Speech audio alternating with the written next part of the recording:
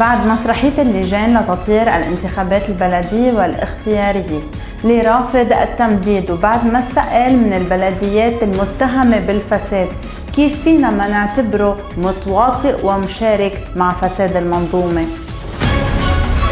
انتشر فويس لأمل أبو زيد عم يحشد لزيارة جبران باسيل والرئيس السابق ميشيل عون لقضاء جزين ب 30 نيسان.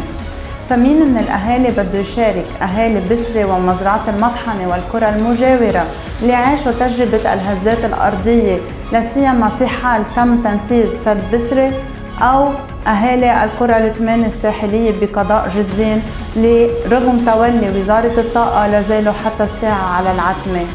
والسؤال الأهم، هل صار أقصى الطموحات 800 شخص؟ هل صار حزب الله عم بينوب عن الدولة بقضاء جزين؟ وشو موقف النائبة غادة أيوب بالنسبة لتثبيت المقر الصيفي لمطرانيتها بكفرفلوس بوقت ما طريق منسقة سابق حتى الساعة بعد فلاحة؟ بين مروان الخير ورياض سلامة وهدى سلوم شو القاسم المشترك غير التوقيت؟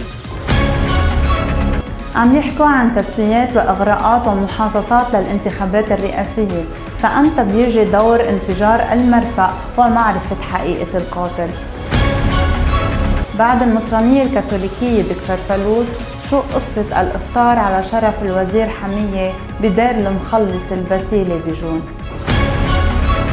وبالأخير كل اللي طرحناه هن مجرد سؤال بيسأل.